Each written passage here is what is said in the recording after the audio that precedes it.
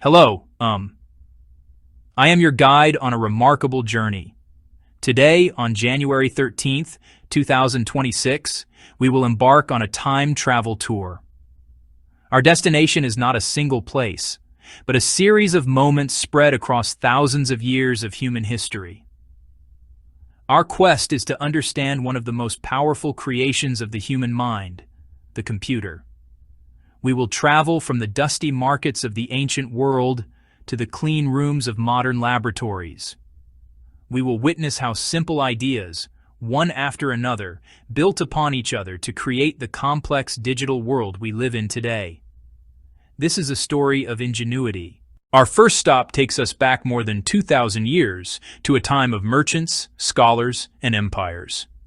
Here, in the bustling marketplaces of ancient civilizations, Mesopotamia, Greece, China, the need for accurate counting was essential. To solve this, people invented the abacus.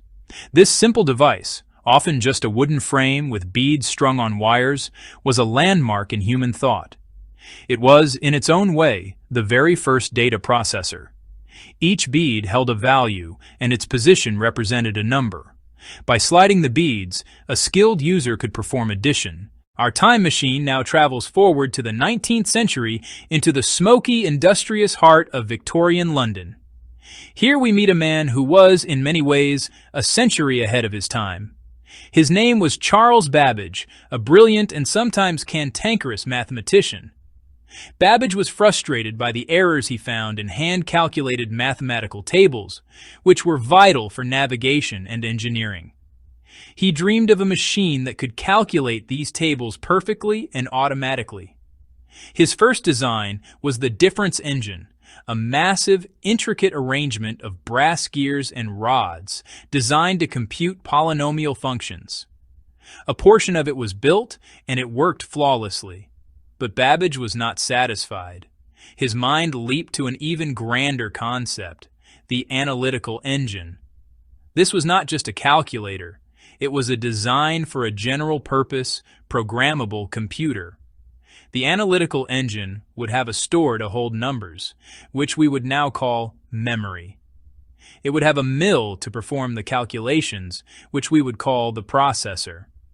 Most importantly, it could be programmed using punched cards. It was understood most profoundly by a remarkable woman named Ada Lovelace, the daughter of the poet Lord Byron. As we move toward the end of the 19th century, the United States government faced a monumental data problem: its census. By 1880, the population had grown so large it took nearly 8 years to manually tabulate all the data. Officials feared the 1890 census would take longer than the 10 years between counts to finish. A young inventor named Herman Hollerith had a brilliant idea.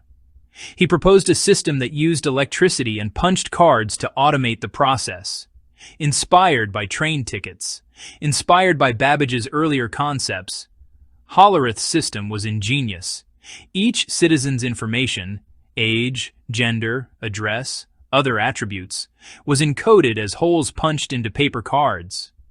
These cards were fed into his tabulating machine. Pins would pass through holes. That completed electrical circuits. Dials on the machine's display advanced. A simple but effective way to count and sort massive amounts quickly. The 1890 census was completed in just over 2 years. It saved the government millions of dollars. That company grew and merged into International Business Machines, IBM. Section 5, The Spark of Electricity, ENIAC and the Transistor. Our next leap forward brings us to the 1940s. The demands of the war effort pushed technology to its limits. They needed complex ballistic firing tables for artillery.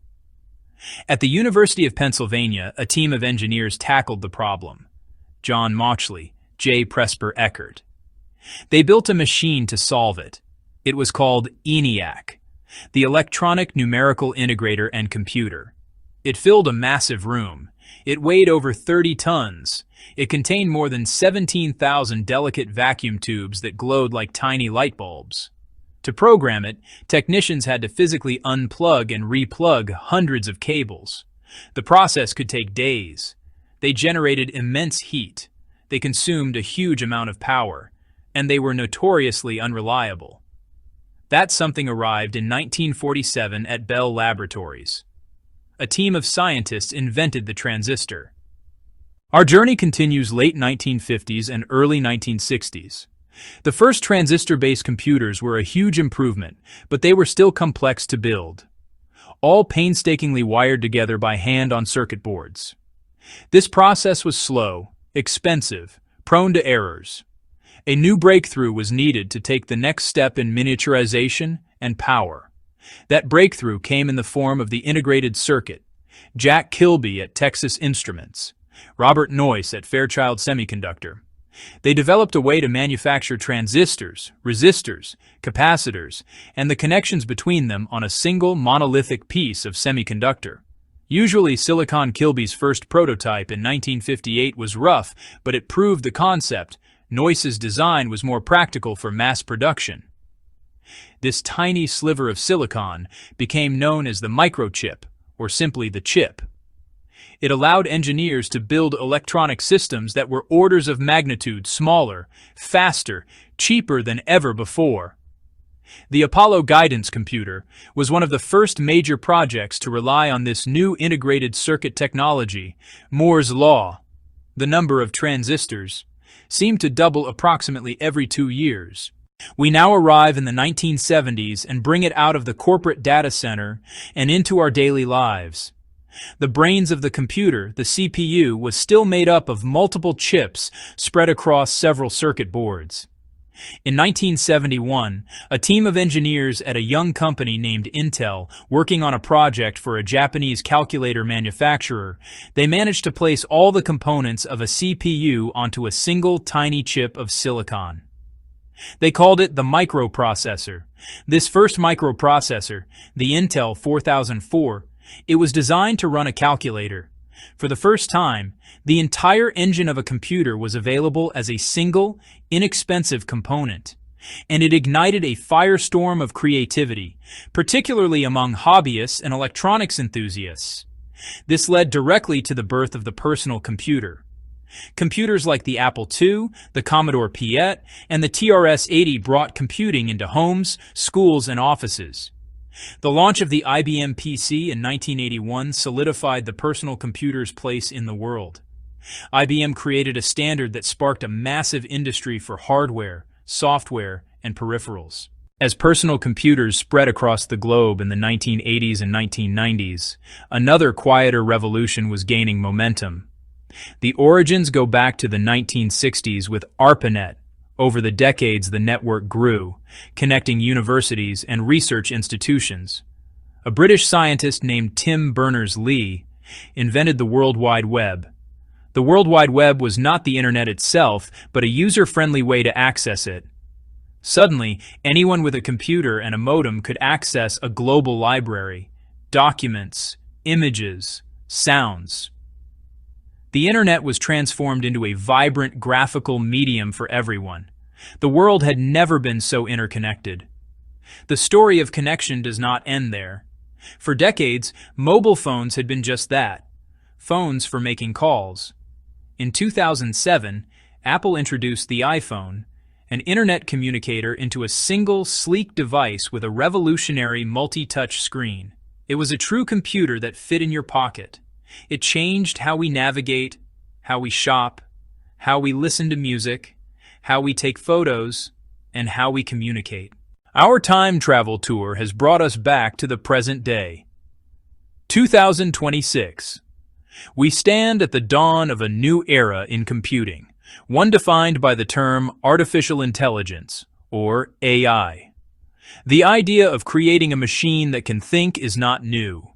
It has been a dream of scientists and storytellers for centuries. However, only recently have we developed the computational power and the vast amounts of data needed to make significant progress. Today's AI is not the conscious, self-aware machine of science fiction. Instead, it is a powerful form of pattern recognition. For example, by showing an AI millions of pictures of cats, it learns to recognize a cat in a new picture. By feeding it the entire internet, it learns the patterns of human language and can generate text, translate languages, answer questions. These systems are now being used in countless ways. This new chapter in the story of computing is both exciting and challenging. The potential benefits are immense. It is the logical continuation of the journey started with the Abacus, a tool to help our minds work better. The history of the computer is a beautiful illustration of how small, incremental steps taken by countless individuals over centuries can lead to world-changing transformation.